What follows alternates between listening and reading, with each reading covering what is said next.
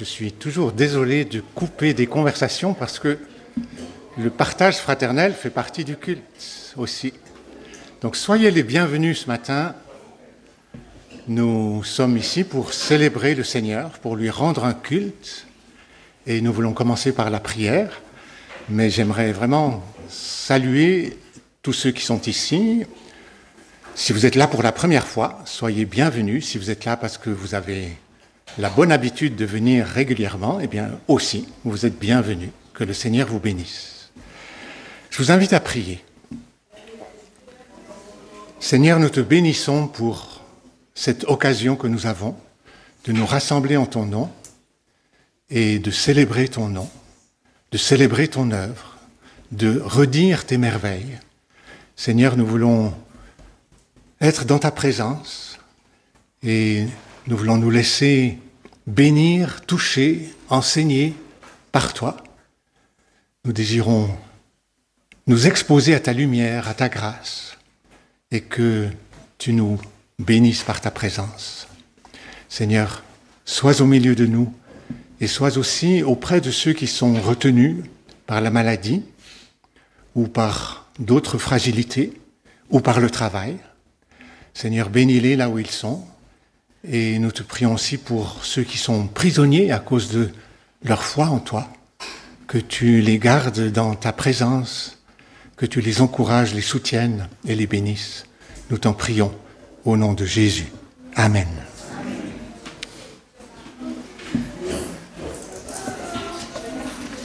Pour commencer ce temps de louange, j'aimerais vous lire 3 versets du psaume 96. Et j'aimerais que ces 3 versets donnent l'esprit de tout ce temps de louange. Psaume 96, verset 1. Chantez en l'honneur de l'Éternel un cantique nouveau. Chantez en l'honneur de l'Éternel, habitants de toute la terre. Et je crois que nous avons effectivement ici des gens représentant chaque continent. Chantez en l'honneur de l'Éternel, bénissez son nom, annoncez de jour en jour son salut, racontez sa gloire parmi les nations et ses merveilles parmi tous les peuples. Donc nous avons 3 fois l'impératif chanter, et donc c'est par ça qu'on va commencer. Les premiers chants vont être une manière de redire l'œuvre que Dieu a faite, ce que le Seigneur a fait pour nous. Ça commence très clairement. Le premier chant dit « Quittant la gloire de ton ciel, tu es venu sur terre, Fils aimé du Dieu éternel. » Seigneur, nous te bénissons pour tous tes bienfaits. Nous te bénissons pour les biens que tu nous donnes. Et nous te prions pour cette offrande, que tu la bénisses et que tu bénisses tous ceux qui l'utiliseront pour t'honorer, pour te servir, pour étendre ton royaume. Nous voulons te bénir aussi pour chacun de ces enfants et te prier de les accompagner, de bénir le temps qu'ils vivent avec toi, entre eux, bénis aussi ceux qui les enseignent. Donne à ces enfants, Seigneur, de pouvoir expérimenter ta présence dans leur vie, que tu réponds à leurs prières, que tu les protèges, que tu les accompagnes, que tu les entoures de ta grâce. Et nous voulons maintenant aussi te prier pour nous-mêmes, que tu nous donnes la grâce d'accueillir ta parole dans des cœurs bien disposés, comme un terrain fertile. Bénis notre pasteur, renouvelle ses forces et accompagne-le dans ce moment de la prédication. Bénis toute sa famille aussi, au nom de Jésus. Amen. Voilà, bonjour à celles et ceux que je n'ai pas encore eu l'occasion de saluer ce matin. On va poursuivre aujourd'hui notre étude, notre série. Alors c'était cet été que ça a démarré, mais les différentes occasions, baptêmes, ont fait que voilà, on se retrouve en septembre et on va continuer notre étude sur le Notre Père, la prière du Notre Père, que Jésus nous enseigne dans l'évangile de Matthieu au chapitre 6. Et je vous invite à ouvrir vos Bibles. Et si jamais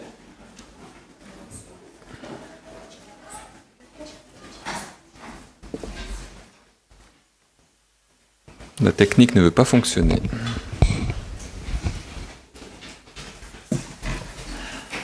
J'allais dire si jamais ce sera projeté à l'écran, mais...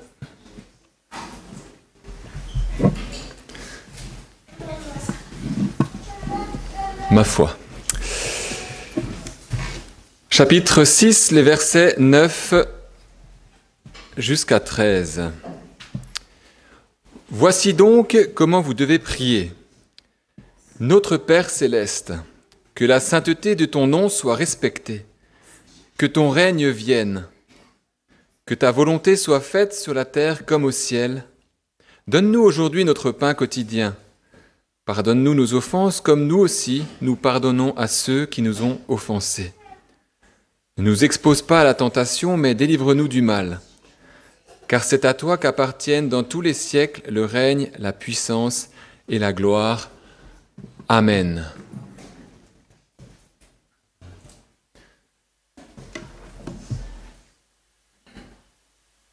Peut-être juste qu'il faut le brancher sur une autre prise USB si jamais le petit capteur. Désolé pour la technique. Voilà. Si vous prenez la série en cours, en tout cas, je vous invite à voir les deux premières parties sur la chaîne YouTube de l'Église. Nous avons vu que les 3 premières requêtes du Notre Père conduisent le croyant à orienter ses regards tout d'abord sur Dieu, de manière à le décentrer de lui-même et se concentrer sur Dieu et peut-être à mettre ses requêtes personnelles dans un premier temps de côté pour adorer le Seigneur.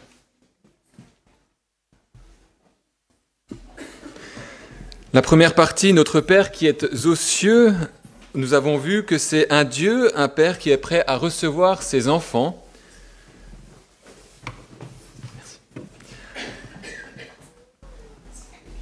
Voilà. Un Dieu, un Père, merci beaucoup. Un Dieu, un Père prêt à recevoir ses enfants, c'est-à-dire ceux qui ont reçu Jésus-Christ comme Seigneur et Sauveur dans leur vie. Notre Dieu règne dans les cieux. C'est-à-dire que c'est un synonyme de sa toute-puissance. Notre Dieu peut tout et pourtant, il n'est pas inatteignable parce qu'il se trouve déjà dans le lieu secret. Il nous y attend. C'est ce que nous dit les quelques versets précédents, le Notre Père. Nous avons ensuite vu dans la deuxième partie que ton nom soit sanctifié, que ton règne vienne, que ta volonté soit faite sur la terre comme au ciel. Avec que ton nom soit sanctifié, le nom de Dieu est saint. Et nous sommes encouragés à le connaître et à le faire connaître comme tel, saint. Notre Père céleste est saint et nous, ses enfants, sommes encouragés à refléter ce caractère de sainteté et à chercher la sainteté. Que ton règne vienne. Le royaume de Dieu s'est approché avec Jésus, avec la venue de Jésus, et ça implique depuis cela un choix personnel, mais aussi un choix pour l'humanité, se positionner par rapport à ce que a fait Jésus à la croix, accepter ou non son sacrifice. Et c'est peut-être la requête la plus eschatologique, c'est-à-dire qui concerne plus la fin des temps de ces 3 requêtes, c'est que le règne de Dieu vienne ici-bas. Ensuite, que ta volonté soit faite, c'est-à-dire que ça indique une soumission à Dieu, la volonté de Dieu et non la nôtre, non la mienne, dans toutes les sphères finalement de notre vie. Avec, sur la terre comme au ciel, et on a vu que ce n'était pas forcément exclusif à seulement la volonté de Dieu sur la terre comme au ciel. Bien sûr qu'on appelle la sainteté de Dieu. Dieu est saint au ciel, Dieu est acclamé comme saint au ciel, mais nous désirons aussi le reconnaître comme saint sur la terre, tout comme nous désirons que le royaume de Dieu vienne sur cette terre.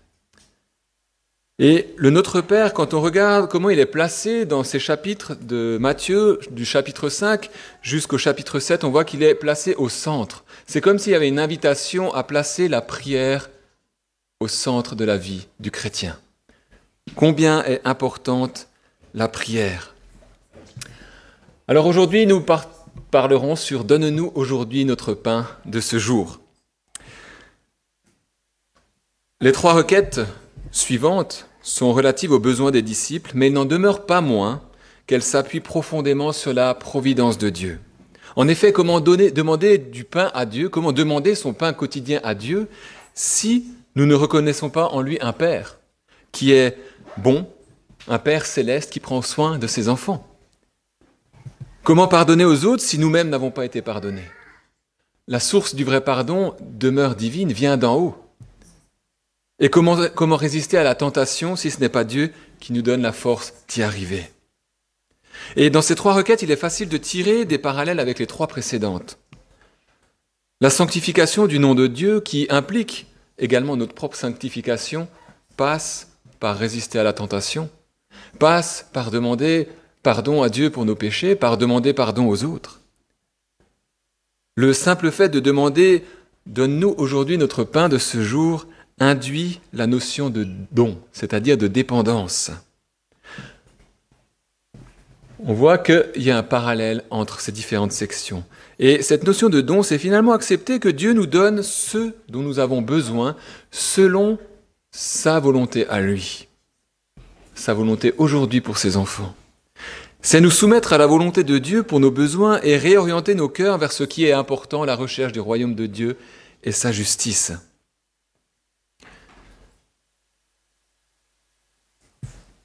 Alors je ne vais pas vous cacher que lorsque j'ai étudié ce texte, je me suis dit, Jésus nous invite à prier, donne-nous aujourd'hui notre pain de ce jour. Et bien sûr, j'ai tout de suite fait un parallèle avec le pain de vie qu'est Jésus, la parole qui nous nourrit. Et à force de lire différents commentaires, j'ai remarqué que peu faisaient ce parallèle. Et certains disaient même que c'était peut-être pousser trop loin la réflexion. Et en réfléchissant un peu à ce texte, je me suis dit, mais c'est vrai que finalement, Jésus nous enseigne à prier. Donc on est bien dans ce domaine spirituel, et dans ce domaine spirituel, Jésus nous invite à prier pour le matériel. Donne-nous aujourd'hui notre pain de ce jour. Alors nous verrons la providence divine dans un premier point. Ensuite, les yeux comme le révélateur et rechercher le royaume de Dieu comme une solution à l'inquiétude. La providence divine. Donne-nous aujourd'hui notre pain de ce jour est pour nous occidentaux une demande, on pourrait dire, un tant soit peu banale. Banale car se nourrir est une nécessité quotidienne qui se répète le jour suivant et ainsi de suite. Un acte qui peut devenir banal. En plus des 3 repas par jour, on peut tout d'un coup avoir envie d'un encas et puis aller acheter un encas et on a quelque chose à manger. Mais si on réfléchit un instant, réalise-t-on encore que lorsque notre assiette est pleine, bien sûr que nous rendons grâce au Seigneur pour ce qu'il nous donne, mais est-ce qu'on réalise que c'est un don? Que ce don-là, c'est pour notre subsistance. Et c'est une demande qui n'est pas si banale parce que si le pain fait défaut, c'est la fin de l'existence de l'être humain. Dans le contexte de l'époque, le pain, c'est la base de la nourriture. C'est la nourriture de base, le pain, le poisson. Le chocolat n'existait pas. Pour nous, Suisses, ça a peut-être été difficile. Les fast-foods non plus. Finalement, des choses qui nourrissent mais ne sont pas indispensables à la vie humaine. Et en exprimant le besoin de demander son pain à Dieu, Jésus nous demande d'exprimer un des besoins les plus fondamentaux. Se nourrir pour vivre. On pourrait aussi dire boire. On pourrait étendre cela aussi, on verra dans la suite du texte, aux vêtements. Nous voyons un épisode dans le livre de l'Exode au chapitre 16, les versets 4 et 5, qui fait un parallèle avec justement cette requête de demander son pain quotidien. L'Éternel dit à Moïse, « Je vais faire pleuvoir du pain pour vous depuis le ciel. Le peuple sortira et en ramassera chaque jour la quantité nécessaire. Ainsi, je le mettrai à l'épreuve et je verrai s'il suivra ou non ma loi. Le 6e jour, ils prépareront ce qu'ils auront apporté, c'est-à-dire le double de la portion ramassée chaque jour. » Cet épisode est un bel exemple, une belle illustration de ce que Dieu attend de ses enfants. Le peuple d'Israël, à ce moment-là, vient de sortir d'Égypte, vient de sortir d'esclavage et a été amené dans le désert. Et voilà que la nourriture commence à manquer. Et comme la nourriture commence à manquer, le souvenir commence à revenir de se dire, en Égypte, les marmites étaient pleines. On avait de la viande. On mangeait à satiété. Quitte à oublier qu'ils étaient en esclavage. Alors oui, ils avaient quelque chose à manger, mais il y avait les coups de fouet pour fabriquer des briques. Mais voilà qu'ils murmurent contre Dieu, et Dieu va leur envoyer le pain du ciel pour prendre soin de son peuple. Mais il y a une certaine condition. Pour que le peuple apprenne que sa subsistance et même son existence dépend de Dieu, cette manne va se renouveler chaque matin. Il n'y a pas possibilité de faire des réserves. L'ordre est donné de prendre une certaine quantité en fonction de la taille de la famille. Une famille grande, on prend plus. Une famille plus petite, on prend moins. Et certains se disent, tiens, peut-être que Dieu va oublier de nous donner la manne demain, alors on va faire quelques réserves. Que se passe-t-il? Le surplus est infecté par des vers et immangeable. D'autres sortent voir le 7e jour s'il y a de la manne qui est tombée dehors. Alors l'ordre était donné de prendre le double le 6e jour pour qu'il n'ait pas besoin de sortir le jour du sabbat, le 7e jour. Et cette attitude révèle un manque de confiance dans la providence divine. Mais n'avons-nous pas quelquefois la même attitude ou les mêmes réflexions? Par mesure de précaution, on commence à prévoir à l'avance un plan B, au cas où le plan de Dieu dérape. En Suisse, on parle de plan de prévoyance, 1er, 2e, 3e pilier, dans d'autres pays c'est autrement, en vue de la retraite pour avoir encore de quoi vivre. Et l'idée n'est pas de rejeter tout cela, et je ne crois pas que ce soit ce que Jésus nous demande. L'idée, ce n'est pas de ne plus avoir de projet. Le peuple d'Israël a reçu le pain quotidiennement, c'est à un moment donné que Dieu a voulu cela. Ce n'est pas forcément pour nous aujourd'hui, mais on vit dans une société qui a des principes de fonctionnement et nous sommes appelés à vivre avec. Mais il est plutôt question d'être conscient que Dieu prend soin de nous et des projets et que nos projets doivent finalement prendre leur source d'abord en Dieu. Ainsi, on n'aura pas besoin de plan B. Il n'y a pas besoin d'issue de secours. Demander à Dieu son pain quotidien revient à s'en remettre à Dieu dans nos besoins les plus élémentaires, c'est accepter que Dieu nous prenne en charge. Et ça, l'homme sans Dieu ne peut pas le comprendre. Accepter que quelqu'un le prend en charge. Depuis le péché d'Adam et Ève dans le jardin d'Éden, l'homme désire être indépendant, autosuffisant, être seul à choisir. Je me débrouille par moi-même. Il y a une expression qui dit « on n'est jamais mieux servi que par soi-même » ou « le travail n'est jamais mieux fait que par soi-même ». On voit l'autosuffisance. Et demander notre pain quotidien à notre Père Céleste, c'est reconnaître que nous avons besoin de lui, dans les plus petits détails.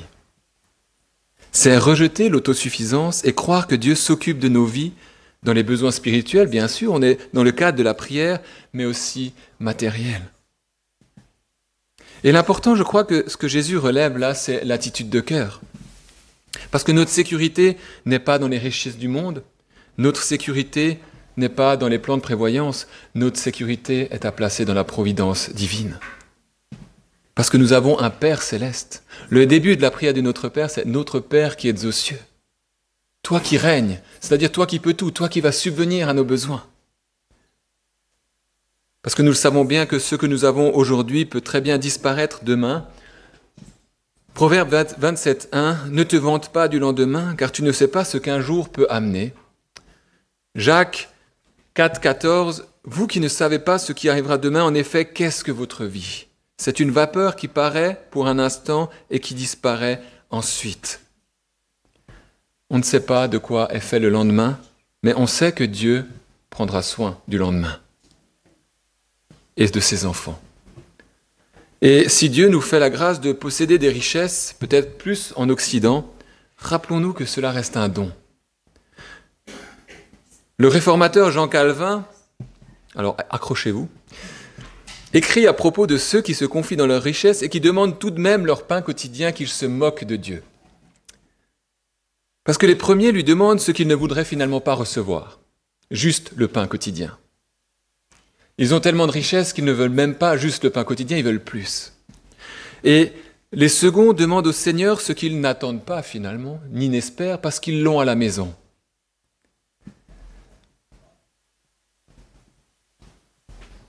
Tout est grâce, tout est don. Et je trouve ce psaume Ce proverbe 30, versets 8 et 9, tellement fort. « Éloigne de moi la fausseté et le mensonge et ne me donne ni pauvreté ni richesse, mais accorde-moi le pain qui m'est nécessaire. Sinon je risquerais une fois rassasié de te renier et de dire « Qui est l'Éternel ?» ou après avoir tout perdu de voler et de m'en prendre au nom de Dieu. Alors que Dieu nous donne la grâce, l'intelligence, la sagesse de bien nous positionner face à nos besoins, de nous rappeler que tout est grâce, que tout est don, que tout ce qui nous a été confié doit être géré avec la sagesse d'en haut. Nous avons besoin de la sagesse, de l'intelligence de Dieu. Et pour cela, nous avons besoin d'aligner notre pensée sur celle de Dieu. Et pour nous aligner sur la pensée de Dieu, il n'y a qu'une solution, c'est nous approcher de lui par la parole de Dieu, par la prière. Plus nous serons proches de lui, plus notre pensée sera alignée sur la sienne. Les yeux comme révélateurs. Dans la suite du chapitre 6, je vais lire quelques versets seulement. Vous pourrez le lire à la maison chez vous, mais on voit que Jésus enseigne sur l'importance de ne pas se confier dans les richesses terrestres, dans les richesses du monde, dans l'argent, au risque de se trouver un jour devant un choix impossible. Lequel servir ? L'argent, l'idole Mammon, une idole personnifiée, ou Dieu ? On ne peut pas compter sur ses propres besoins et en même temps vouloir compter sur Dieu. Les deux sont incompatibles, c'est Jésus qui le dit. Nous lisons Matthieu 6, 22-23. « L'œil est la lampe du corps. Si ton œil est en bon état, tout ton corps sera éclairé, mais si ton œil est en mauvais état, tout ton corps sera dans les ténèbres. Si donc la lumière qui est en toi est ténèbres, combien ces ténèbres sont grandes. » Il existe des produits qui révèlent la plaque dentaire.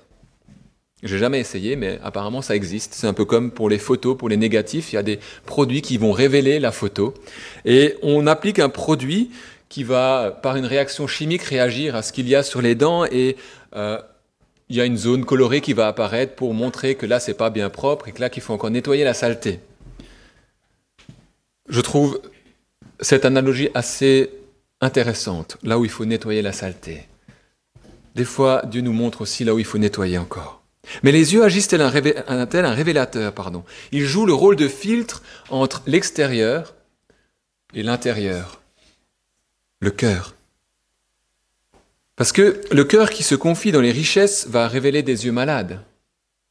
Des regards qui vont se diriger vers la convoitise, vers le désir de posséder toujours plus, l'envie de plus, et de cette manière, le cœur sera continuellement pollué par, finalement, ce qui est dans le monde et sera dans les ténèbres. Mais des yeux en bon état révèlent un cœur qui se confie dans la providence divine, qui ne cherche pas son propre intérêt, qui s'attend à Dieu dans ses plus petits détails. Et qui est conscient que ce qu'il a lui vient de Dieu. Et finalement, nos yeux révèlent l'orientation de notre cœur, de notre vie. Et la prière du Notre Père nous invite à nous reposer sur Dieu. C'est bien pour ça que Jésus qu'on demande à Dieu, mais donne-nous notre pain de ce jour. Et la suite de l'enseignement de Jésus va clairement dans ce sens. Et dans cet enseignement, il y a deux mondes qui se percutent. C'est comme l'huile et l'eau. Ou comme lorsqu'on fait une vinaigrette. De l'huile avec du vinaigre. On peut brasser tant qu'on peut. Si on laisse reposer la vinaigrette, qu'est-ce qu'il va se passer ? Les deux vont de nouveau se séparer et il faudra de nouveau brasser. C'est un mélange impossible. Les deux ne sont pas mélangeables. Et Jésus oppose deux mondes. Le monde dans lequel nous sommes, une société peut-être encore plus aujourd'hui où il faut prévoir, programmer, anticiper, toujours aller de la voir plus en avant possible pour ne pas être dépassé. Et une petite histoire. En général, à la maison, c'est moi qui m'occupe des courses de la semaine. Mais il y a un problème, c'est que je n'aime pas faire de liste de courses. Et j'en fais très rarement, sauf quand on a des invités, et puis je me dis, il faut vraiment que j'ai les bons ingrédients. Mais combien de fois il m'est arrivé de revenir à la maison avec quelque chose que je ne vais pas penser et d'avoir oublié pourquoi j'y allais. Alors j'ai vu qu'aujourd'hui, il existe des frigos avec des caméras dedans. Et puis quand on est en train de faire les courses, on peut regarder ce qu'il y a dans le frigo et puis comme ça, on prend ce qu'on a besoin. Magnifique! D'autres frigos sont capables de vous sortir des recettes en fonction de ce que vous avez dans le frigo. Magnifique, on peut prévoir à l'avance. Mais Jésus oppose ce mode de vie au rythme de la nature qui vit jour après jour, sans se soucier du lendemain. Dans les versets 25 à 32 du chapitre 6, Jésus prend l'exemple des oiseaux qui ne moissonnent pas, qui ne font pas de réserve dans les greniers, mais qui reçoivent leur nourriture jour après jour. Lorsque le matin, nous nous réveillons et que nous entendons le gazouillis des oiseaux, on n'a pas l'impression qu'ils sont en train de stresser pour ce qu'ils vont manger. Lorsque je suis dans mon jardin, je vois les oiseaux se rouler dans la poussière, comme s'ils étaient tout joyeux. Ils sont en train de se laver à la fontaine. Pas de stress. Et Jésus compare encore les fleurs des champs à la gloire de Salomon. Salomon, ce roi qui a surpassé tous les autres rois, tant en richesse qu'en sagesse, de nombreuses personnes sont venues voir tout cela, mais Jésus compare tout cela à la nature, aux fleurs des champs. Les fleurs des champs qui surpassent la gloire de Salomon. Et finalement, on voit cette fleur qui est magnifique, n'est-ce pas? Elle s'appelle lys d'un jour. C'est une fleur qui fleurit le matin et qui fane le soir. Le lendemain, une autre fleur prend sa place, et ainsi de suite. Cette fleur est magnifique, mais ne dure qu'un jour. Et elle se distingue par contre par sa robustesse, par le fait qu'on n'a pas besoin de beaucoup l'entretenir. Fleur d'un jour. Et pourtant, elle est magnifique. Et Dieu en prend soin. Donne-nous aujourd'hui notre pain de ce jour, nous rappelle la brièveté de notre vie terrestre. Nous sommes des pèlerins de passage en route vers les lieux célestes. Nous ne sommes pas de ce monde. Nous sommes en route vers l'éternité, vers notre espérance Jésus. Alors, encore Matthieu 6, les versets 32-33, Jésus qui nous dit « Ne vous inquiétez pas, ne dites pas que mangerons-nous, que boirons-nous, avec quoi nous habillerons-nous. En effet, tout cela, ce sont les membres des autres peuples qui le recherchent. Or, votre Père céleste sait que vous en avez besoin. » Et j'en arrive à cette dernière partie, rechercher le royaume de Dieu. Est-ce qu'on s'inquiète ou est-ce qu'on ne s'inquiète pas? Affirmer « ne t'inquiète pas, demain ça va aller » ou « tout à l'heure ça va aller », détaché du message de Jésus et du Père céleste qui prend soin de ses enfants, n'a aucune valeur. Notre Père nous enseigne à nous adresser à Dieu en réalisant qu'il règne et prend soin de nous. Mais dire à quelqu'un « ne t'inquiète pas, ça ira », alors qu'il n'y a pas ce message d'espérance derrière, ça ne sert à rien. Détaché de cette certitude, de cette confiance, au contraire, il n'est pas possible de ne pas s'inquiéter. Il y a toutes les raisons pour s'inquiéter dans ce bas monde, n'est-ce pas? De quoi sera fait l'avenir? Les guerres qui éclatent, les valeurs qui partent à la dérive, l'insécurité. Que deviendront nos enfants? Et pourtant, Jésus nous invite à ne pas nous inquiéter. David dira dans le psaume 37, 25, « J'ai été jeune, j'ai vieilli, et je n'ai pas vu le juste être abandonné, ni ses descendants mendier leur pain. » Parce que Dieu prend soin de nous. Parce que Dieu prend soin de ses enfants. Et à travers tout cela, Jésus nous invite à changer de préoccupation, à rechercher avant tout le royaume de Dieu, à rechercher sa justice. Dieu sait ce dont nous avons besoin. Il nous donnera tout cela en plus, c'est lui qui le dit. Et demander son pain quotidien, c'est donc se reposer entièrement sur Dieu. Oser dépendre de lui, Oser nous attendre à lui même pour la nourriture. Reconnaître que tout cela vient de lui. Alors que Dieu nous fasse la grâce d'oser chercher avant tout la gloire de Dieu, d'oser chercher le royaume de Dieu, d'oser chercher la justice de Dieu. Et plus proches nous serons de Jésus, plus détachés nous serons du monde. L'apôtre Paul dit en 1 Corinthiens 10, 31, ah non, je me suis trompé, je ne l'ai pas, mais c'est pas grave. Ainsi donc, que vous mangiez, que vous buviez ou quoi que vous fassiez, faites tout pour la gloire de Dieu. Il ne dit pas que vous soyez à la louange, que vous lisiez la Bible, que vous priez, faites tout pour la gloire de Dieu. Que vous buviez, que vous mangiez, faites tout pour la gloire de Dieu. Voilà ce à quoi nous sommes appelés. Nous pouvons compter avec une pleine confiance sur la providence divine. Nous pouvons nous reposer entièrement sur Dieu avec une pleine assurance. Et l'apôtre Paul résume bien ce déplacement de préoccupation que Jésus demande. Romains 12, verset 2, « Ne vous conformez pas au monde actuel, mais soyez transformés par le renouvellement de l'intelligence afin de discerner quelle est la volonté de Dieu, ce qui est bon, agréable et parfait. » Le monde actuel cherche les possessions matérielles, les richesses, espère traverser cette vie ici-bas de la manière la plus confortable possible. Bien sûr qu'en tant que chrétien, on ne cherche pas les épreuves ou une vie faite de privation, et je ne crois pas que ce soit ça à quoi Jésus nous appelle, mais la réalité est qu'il arrive que le chrétien passe par le feu de l'épreuve. Job, dans la Bible, en est l'exemple parfait. D'un jour à l'autre, il perdit tout.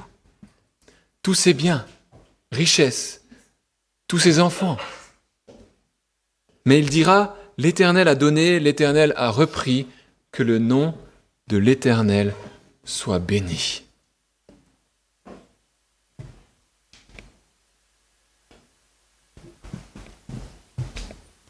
J'ai entendu ce verset qui a été donné lors d'un ensevelissement d'une famille qui a perdu son enfant. La famille avait à cœur de pouvoir donner ce verset, alors qu'elle venait de perdre un enfant de maladie. L'Éternel a donné, l'Éternel a repris, que le nom de l'Éternel soit béni. Tout comme quand nous chantons « Béni soit ton nom », que la vie soit semée de souffrances, béni soit ton nom. Dieu nous donne la force, Dieu nous fait la grâce de pouvoir marcher avec lui et de tenir ferme.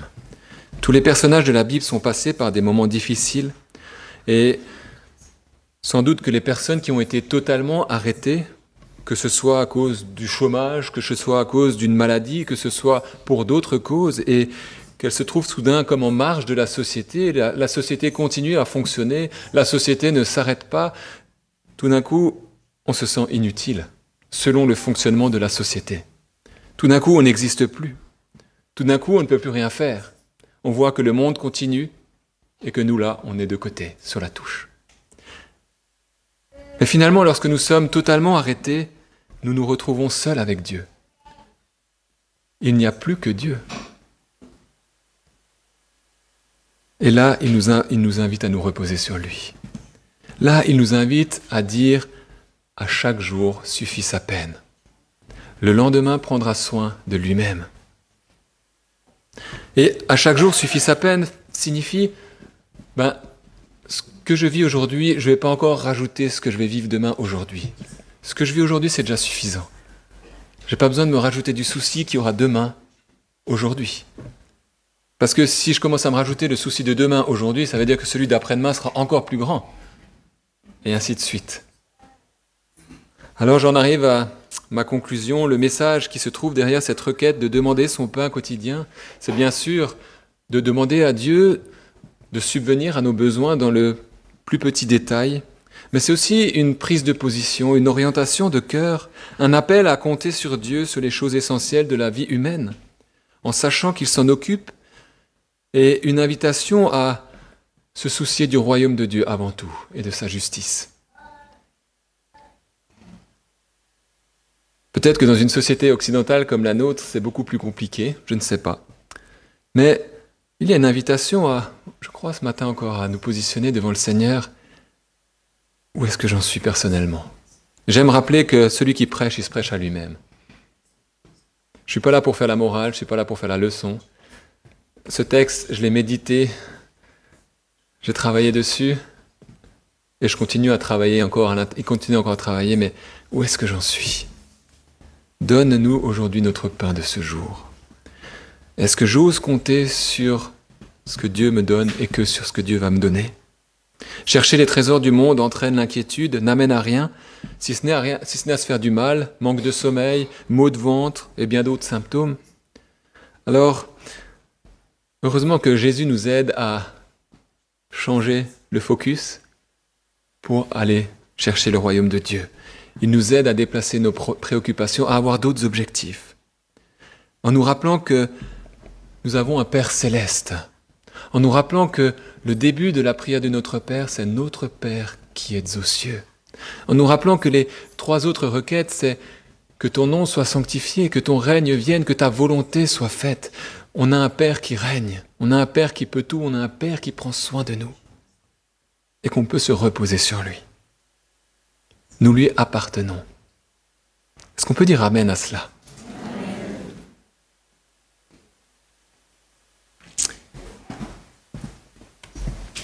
Peut-être qu'on peut encore dire ensemble cette prière du Notre Père. Non pas comme on pourrait réciter le Notre Père, et puis simplement comme un poème, mais vraiment toujours en se rappelant ce que signifie chaque phrase, l'implication qu'il y a aussi dans nos vies. Peut-être que ceux qui le peuvent, je vous invite à vous lever aussi, et puis on peut prier ensemble le Notre Père. Je finirai encore après. Notre Père qui êtes aux cieux, que ton nom soit sanctifié, que ton règne vienne, que ta volonté soit faite sur la terre comme au ciel. Donne-nous aujourd'hui notre pain de ce jour. Pardonne-nous nos offenses, comme nous pardonnons aussi à ceux qui nous ont offensés. Ne laisse pas entrer en tentation, mais délivre-nous du mal. Car c'est à toi qu'appartiennent le règne, la puissance et la gloire au siècle des siècles. Amen. Seigneur, merci pour ta parole. Merci parce que il y a une invitation ce matin à nous placer devant toi, à voir où nous en sommes, avec quelles préoccupations nous avons. Pardon si on a dévié, mais merci Seigneur parce qu'il y a la grâce encore ce matin, aujourd'hui. Et on peut venir à toi te demander de nous aider à réorienter nos objectifs. Nous désirons, Seigneur, dépendre de toi, accepter ce que tu désires nous donner jour après jour, même si cela n'est pas comme on le désire. Que jamais nous ne soyons rebelles, mais qu'on accepte ce que toi tu désires, Seigneur. Et donne-nous la sagesse de gérer de la meilleure des manières les dons que tu nous donnes, pour la gloire de ton nom, Jésus. Que ton nom soit glorifié, que ton nom soit béni. Et merci parce que tu prends soin de nous. Merci. Ouais, merci Père Céleste parce que tu règnes et que tu prends soin de tes enfants. Amen. Notre Père, nous te bénissons d'avoir pu entendre ta parole, d'avoir pu participer à ce repas de communion, de nous souvenir de toute ton Église, d'être en communion avec ceux qui t'honorent et qui te servent sur toute la face de la terre. Nous te bénissons pour la vie fraternelle que tu nous donnes. Nous te prions pour chaque personne ici présente, que chacun puisse se savoir aimé de toi, accueilli par toi, béni par toi. Nous voulons nous remettre à toi, Seigneur, que ton nom soit béni. Amen.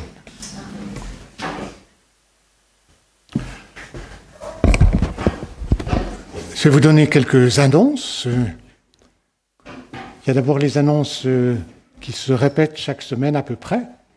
C'est la semaine des groupes de maison. Certains se réunissent le lundi, mardi, d'autres mercredi, jeudi, samedi.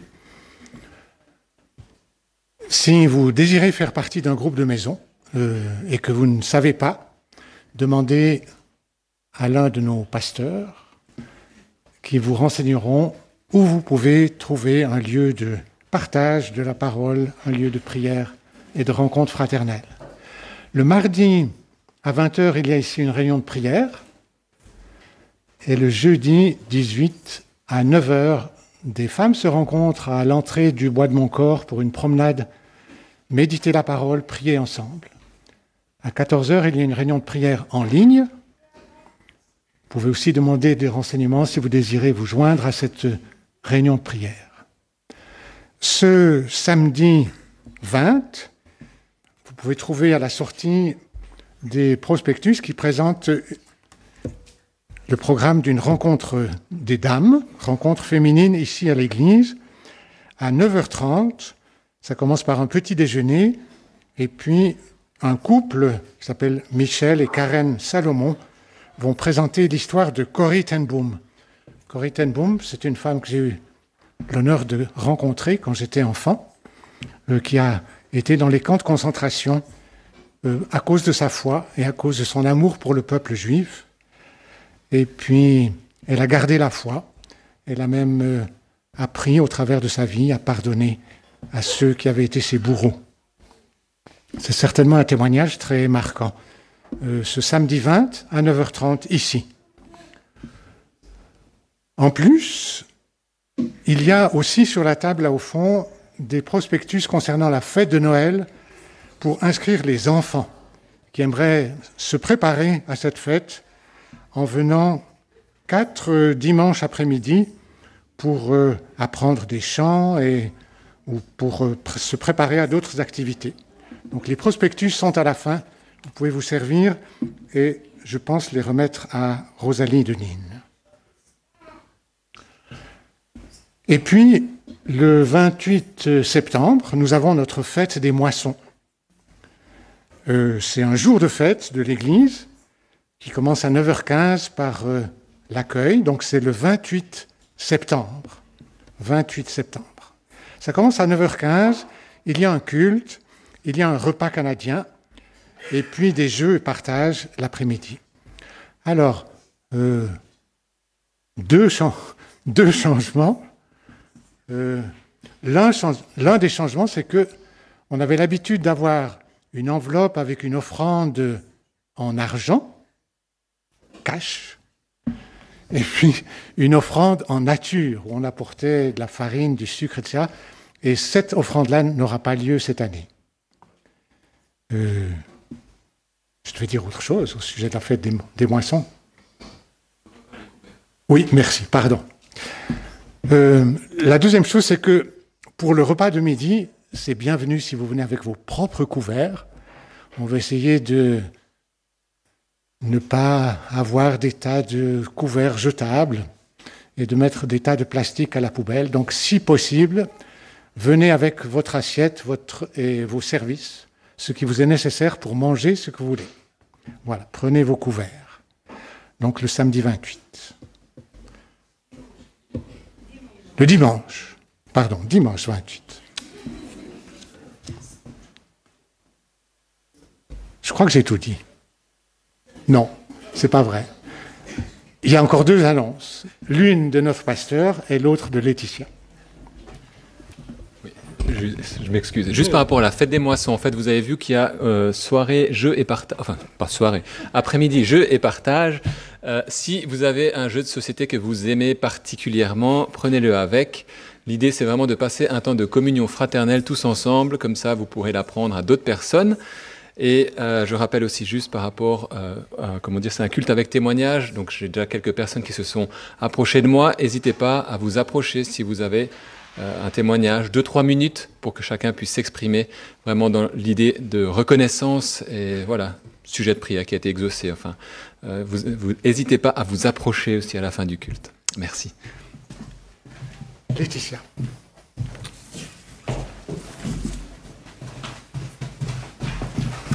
Bonjour. J'ai une question. Qui d'entre vous est originaire d'un pays dans lequel il y a actuellement de la persécution? Est-ce que vous pouvez vous mettre debout?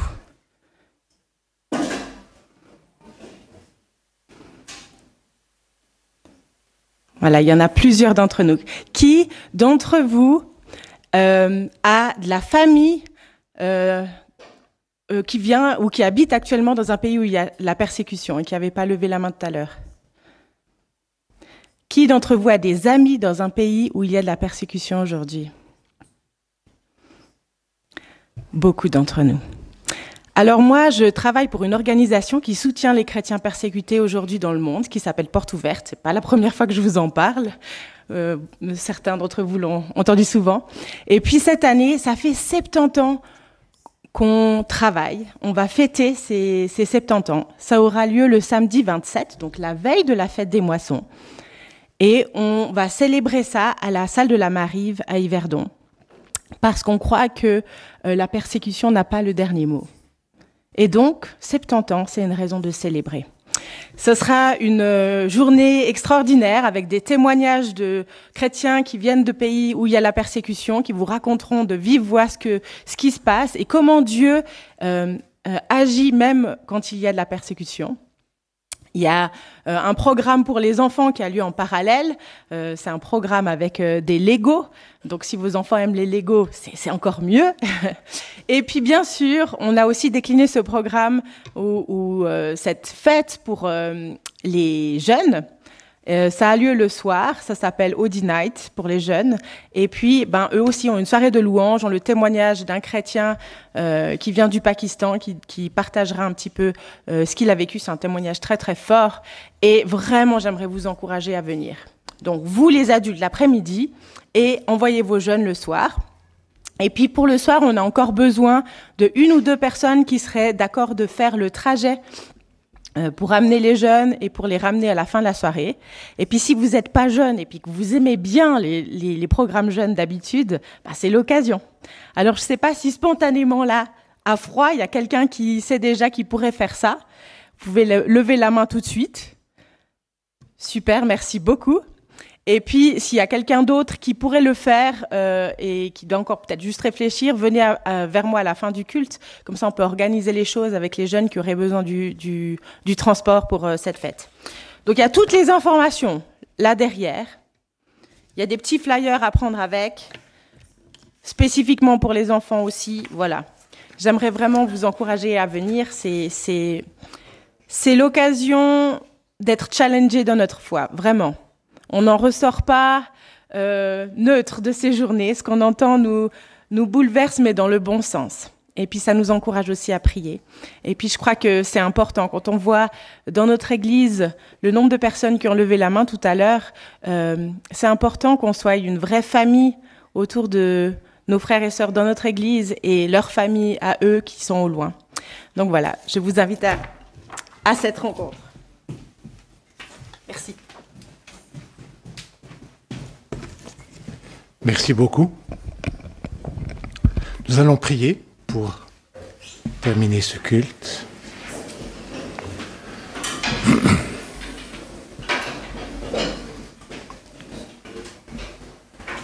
Oui, Seigneur, nous te bénissons de ce que nous pouvons nous confier en toi pour tout ce qui nous est nécessaire, te demander le pain de chaque jour.